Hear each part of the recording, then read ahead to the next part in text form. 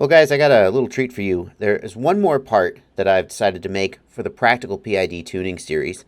What happened was I took the FlyingCinema X24 out to do its initial maiden and tune, and I decided, what the heck, let's make a video out of it. What I did was I took the I and the D and the P gain all the way down and all the way up and sort of just really explored the limits of the PID parameters so that you could see what it's like when a copter has, for example, P but no I and no D, etc. So I think you're really going to like this one, and just watch through it, and I'll talk you through it as we go. I do have one little caveat, though.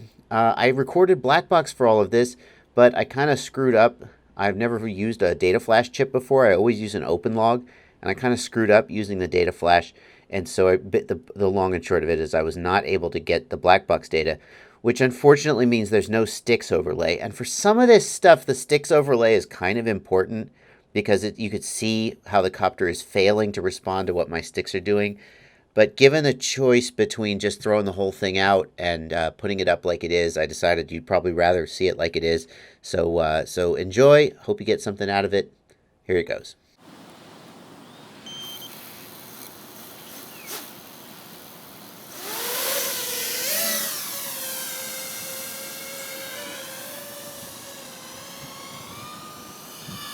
The helicopter is constantly wanting to pitch back.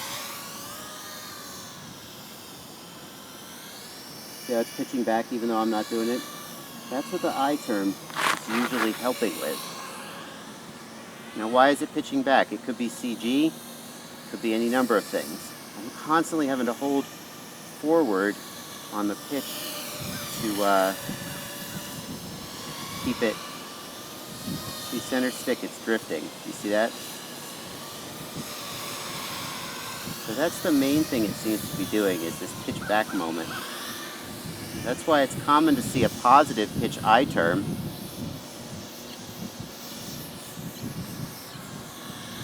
Seems all right on roll though, doesn't it? Let's try some throttle punches and see what happens. Well, that's pretty freaking good, honestly. It's pretty freaking good. A little drifty in the turns.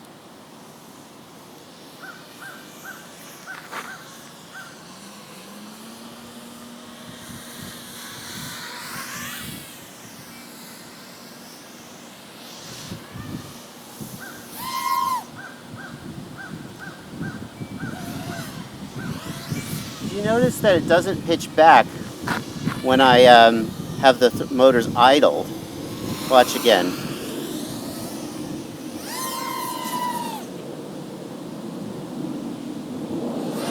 See, it doesn't pitch back. It only pitches back hard when I actually have the motors spun up. And that is, I think, a further confirmation that this is an aerodynamic effect, not a CG effect. Something the props are doing to each other. Honestly, though, this is not as bad as I thought it would be.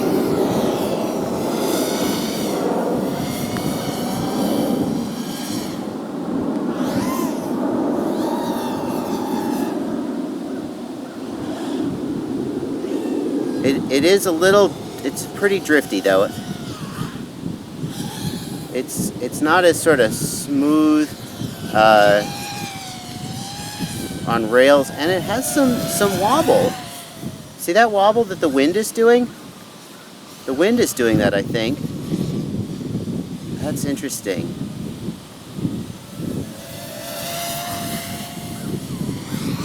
That may be the lack of D that is affecting the wind, that's causing the wind to have that effect. I wouldn't expect I to have that effect.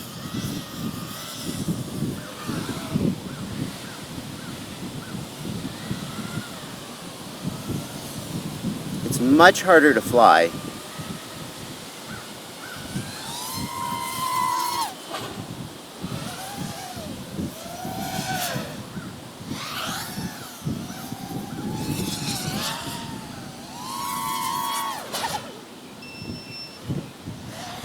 There's my battery buzzer. Do you see that? That's D, lack of D in there. Let's do it again. It's got to be lack of D. Haven't changed P, so that's got to be lack of D, right? I don't know. Let's find out.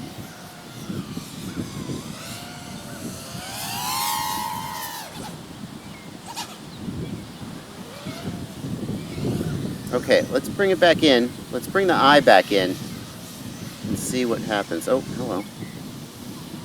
Oh, I have to constantly push forward. It's like I'm in auto level.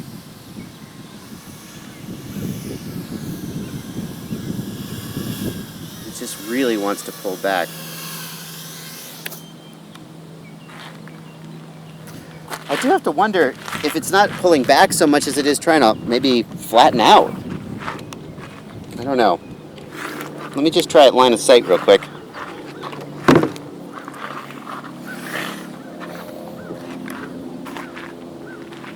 Where is it?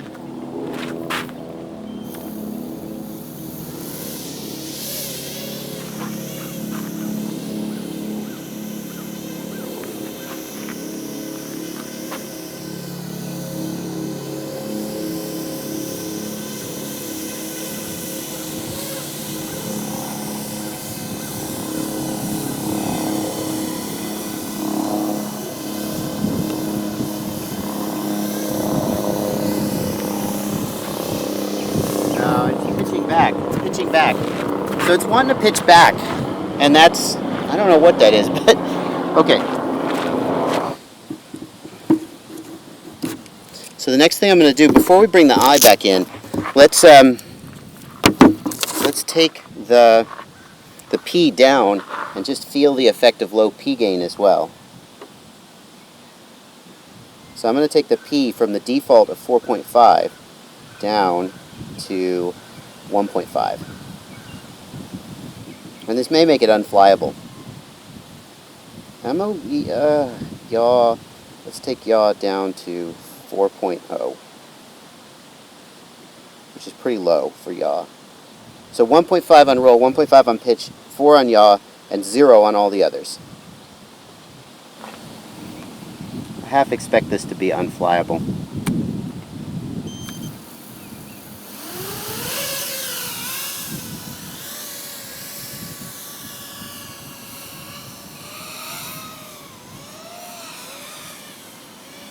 Yeah, see, it's just not doing anything in response to my stick inputs.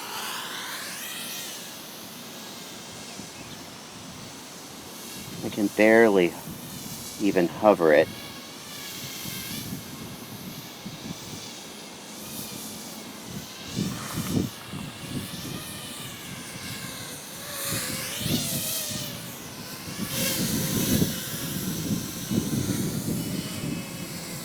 So I'm just going to try to hover. Now the wind is blowing me, that's not helping.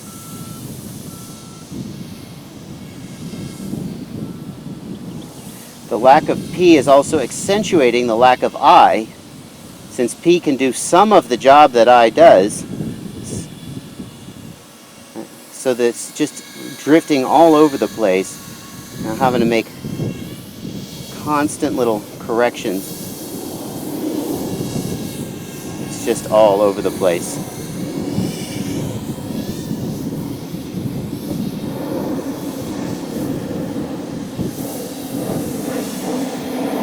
Just all over the place. Okay. So now what let's do is let's bring the P gains back up to defaults. Now that you've seen what low P does, let's bring them back up to defaults. And we'll bring I gains up to 30. And we'll see if that has any effect on that little shutter at the end of the flips and rolls. Doesn't seem like I should, but that's why science is there.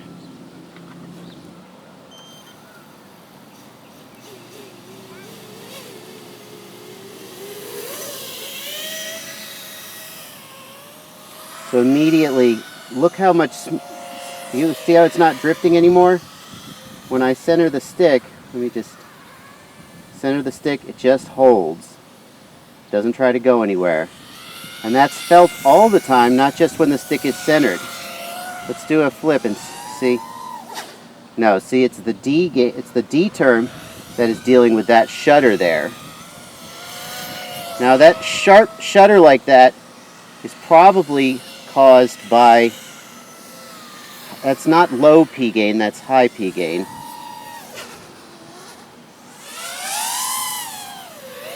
And D will probably sort that out.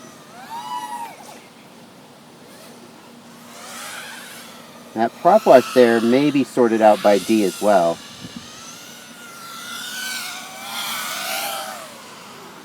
But immediately we can see that I has us in a much better position here.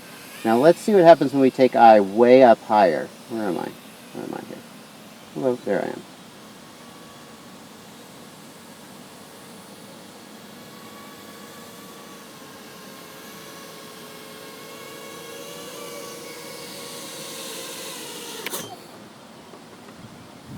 What I'm going to do is I'm going to take I on pitch and roll up to 120. And we'll see if you can see the difference. I'm sure I'll be able to feel it, but I don't know if you'll be able to see it.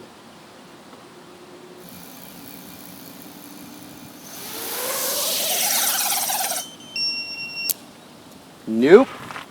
Well, there you go. There's some I-term oscillation, friends. There's some I-term oscillation. Never thought I'd see the day. And by the way, I don't know if you caught that that continued to climb after I dropped the throttle. I had to kill it. I had to disarm to get it to stop.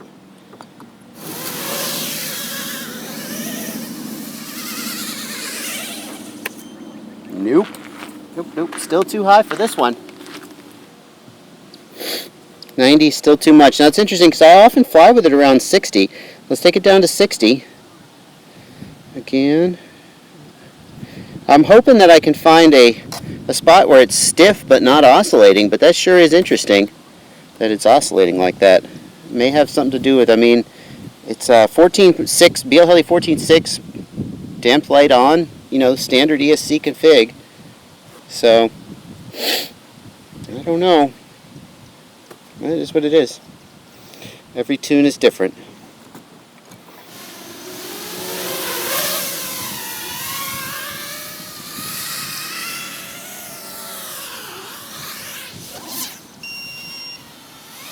Still getting some oscillation. Crazy.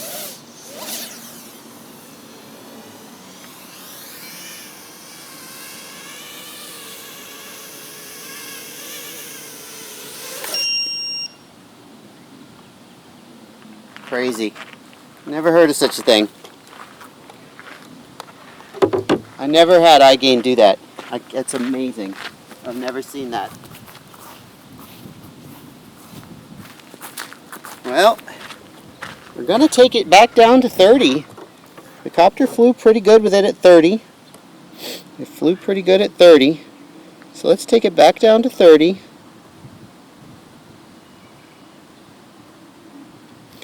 And now we'll bring the D's in at the default of 18 and see if that helps with our prop wash and our flips and rolls.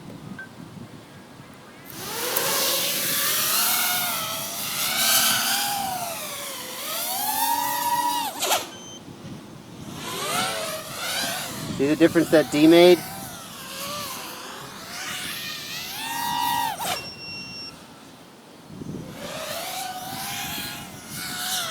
Not much bounce there.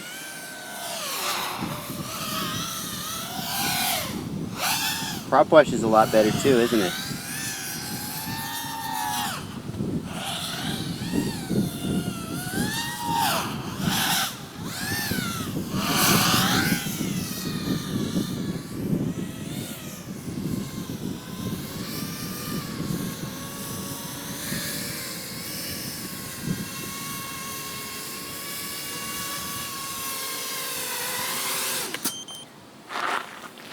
Let's work the P's up, because I don't feel like P is as high as it needs to be.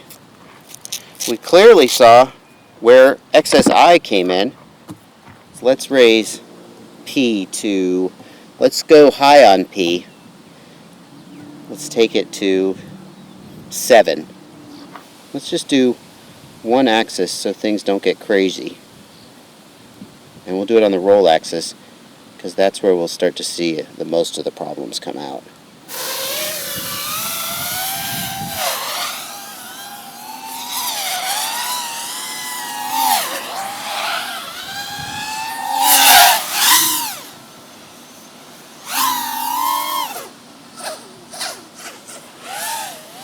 Well, shit, that's not fucking bad.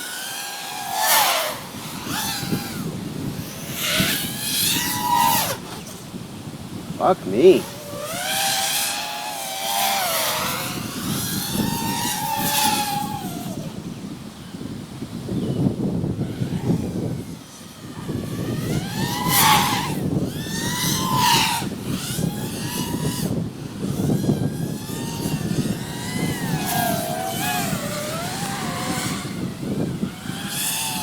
Getting little shuddery oscillations in places.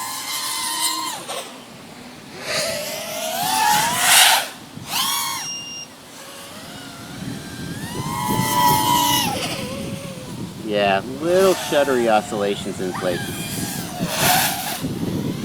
Overall, that's pretty not freaking bad. I really thought that would be too high, but let's keep going. Let's keep going. I'm getting little oscillations and little shudder. Might could tune it out with D, perhaps. Let's keep going though. Let's take it from 7 to 9. Let's go to 10. What the hell? That's gotta be too high.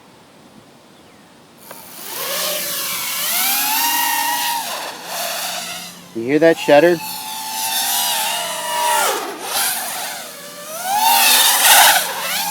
That's excess roll P gain.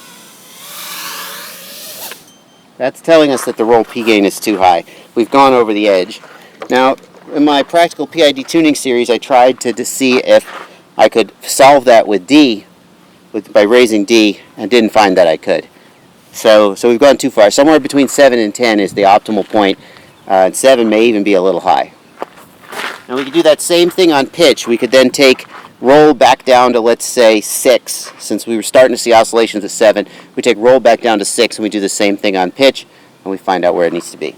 Okay, we're going to call that, we've gone all the way around the horn. The only thing left to be excess D gain, but excess D gain just has that sound that you know, and I don't want to take a risk on smoking a motor on this copter that is potentially somebody's prize in my giveaway, so I'm not going to do that. Alright folks, well this is where I'm going to leave you on this series. I haven't completed the tune, and I did go on to complete the tune, but I have shown you low P, low I, high I, low D, and of course high D I didn't show you, but it has that characteristic sound. There are a couple things I want to call out here. One is, I have never seen excess I gain cause hard oscillations like that. That is a completely new one on me, and it was very unexpected, and I just don't know what to make of that. But that's why we do this kind of testing. File that away. High I gain caused really hard, almost looked like a bad gyro, but obviously this isn't a bad gyro. The board is fine. The other thing that surprised me was that when I took the roll P gain up to 7 or even 10, the copter felt really sharp. It felt really good, and I didn't get really excess oscillations. But later when I went to finish the tune and I raised both pitch and roll P gain up together, I wasn't able to raise them nearly as high without getting oscillations. And it's very interesting. Normally we would expect pitch P gain to be higher than roll, but in this case the copter almost seemed to fly better with roll P gain higher than pitch. And I really have no explanation for that. But with pitch at 4.5 and roll at 7 or 8, the copter felt really sharp. You heard my exclamations as to how good it felt to fly. I'm not sure how much of that is just the transition from P being too low to being in a better range. And ultimately the copter, I felt like it flew very well at the final values with pitch and roll. But it's very surprising to me that I wasn't able to bring out any oscillations until I got to a much more extreme value of P. And something that you might think about to take away from this is that when you've got pitch and roll raised together, the P gain raised together, you may get to the oscillation point earlier than if you raise one of them but keep the other low. And who knows, maybe that's an unorthodox way to approach the tuning. Maybe you would like really sharp feel on roll, because that's where you turn, and a little bit of a softer, looser feel on pitch, and you could play with extremely high values of roll P and relatively low values of pitch P. I don't know, something to play with. That's all for now, though. Happy flying.